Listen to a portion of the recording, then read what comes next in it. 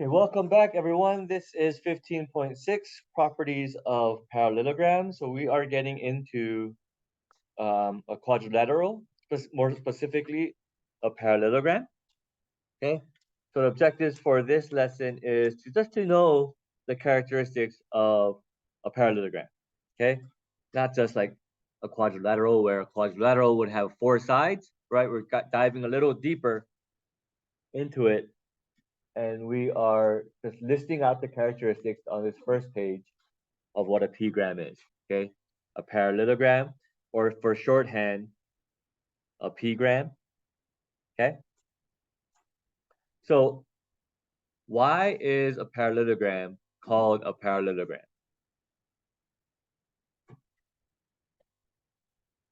Yeah, because it has parallel stuff, right?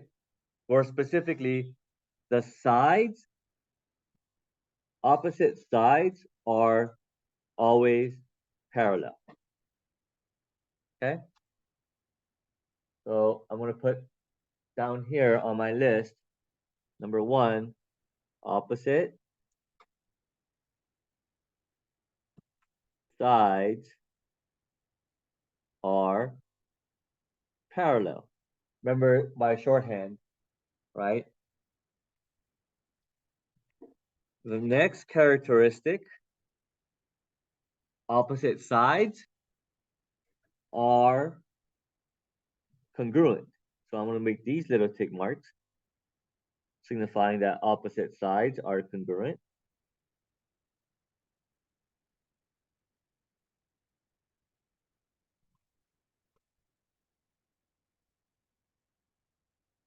Okay. The next one,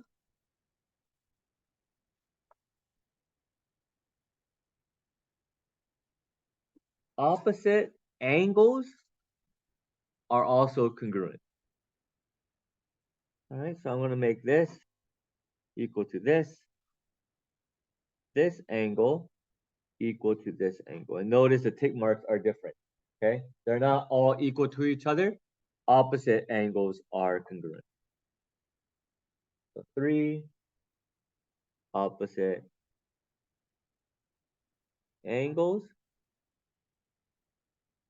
are congruent.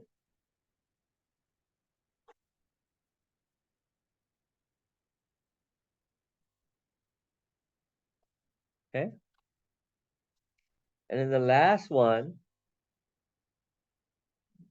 I'm not going to put it on here because it's just going to get way too messy. So the fourth and final characteristic is that the diagonals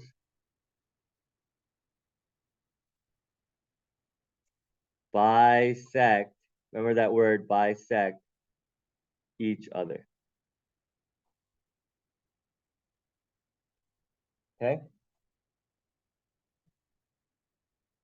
So you can say that, you can say a multitude of things. Okay? So the diagonals are AC and BD, right? And they bisect each other, meaning that AE here, let me put 3, let me put 4, because it's longer. AE here is congruent to CE. Okay, I want to write that down. AE is congruent to CE, and DE is congruent to BE.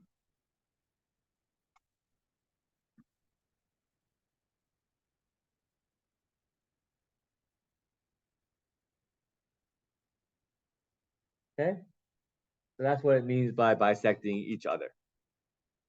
Okay, they're not equal to each other, but then point E basically is the midpoint of AC and BD. Okay, so we can also say that. We can also say point E is the midpoint of AC and BD. BD, yeah, BD. Okay? So that's what a parallelogram is. Parallel sides, opposite parallel sides. Opposite sides are congruent.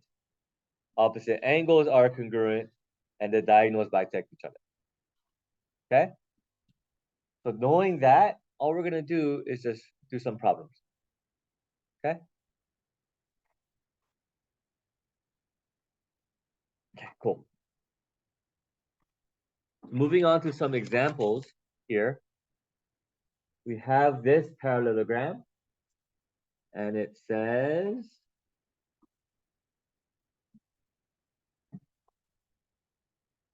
that this part PT is x plus 9, TR is 4x minus 6, and then these two guys are also congruent, or these two guys are what it says. We got to find QR, which is 3z minus 4, and PR, which is the diagonal here, right? So just taking this diagonal first, what do we know about a diagonal that we just covered?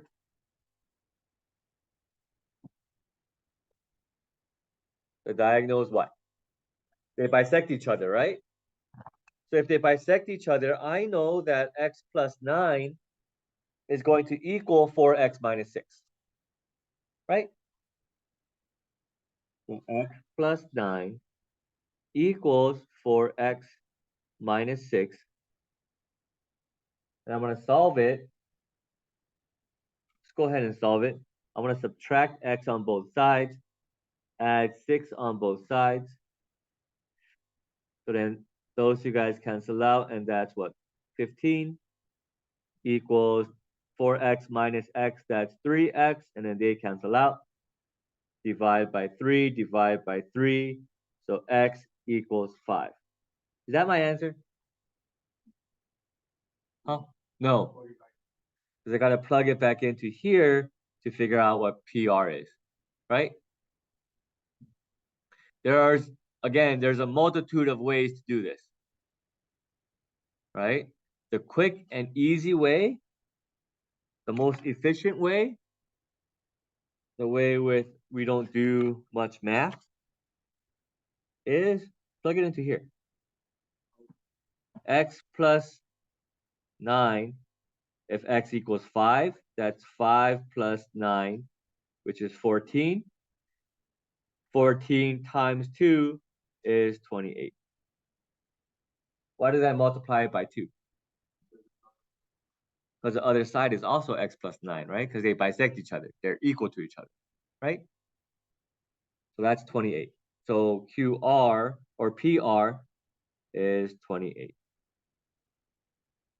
right? So then what is QR? What do I know about those two sides?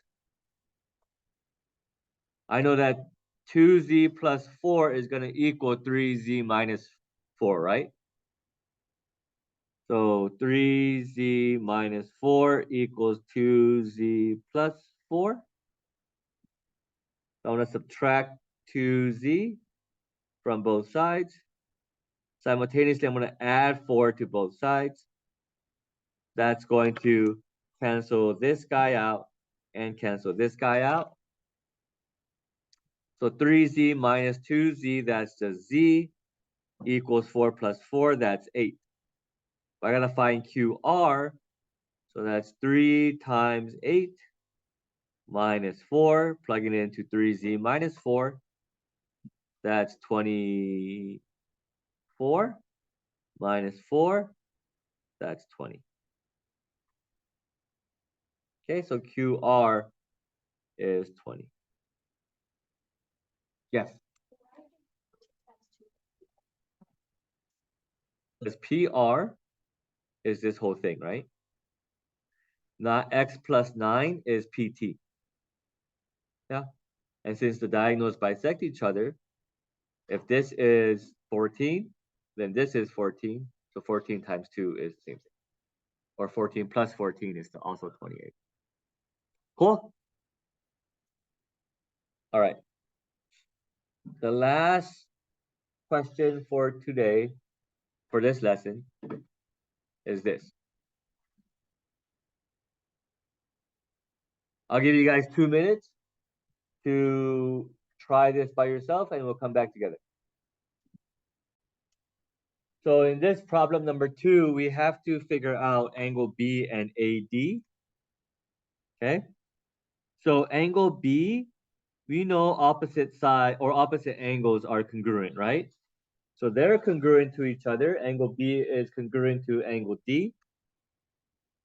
So I can say 10x minus 19 equals 9x minus 5. I'm going to go ahead and add 19 to both sides. Simultaneously, I'm going to subtract 9x from both sides. So doing that, that cancels out with that cancels out with that, right? So we have 10x minus 9x, which is 1x, equals 19 minus 5, 14. Now, since x is 14, we're going to plug that back into here. 9 times 14 minus 5. 9 times 14, that is 126. 126. Oh, 126 minus, yeah, 5. 126 minus 5, that's 121. Yeah. So it's 121 degrees. Okay. And getting the 3 opposite sides, AD is 3y minus 1, BC is y plus 15. So 3y minus 1 equals y plus 15. Subtract y on both sides. Simultaneously, I'm going to add 1 to both sides. Therefore, these two guys cancel out and these two guys cancel out, leaving me with 2y, because 3y minus y is 2y. 15 plus 1, that's 16. So y is equal to 8, right? If you divide both sides by 2. So 3y, 3 times 8 minus 1, that's 24, minus 1, that's 23. Okay? So AD is 23. Questions?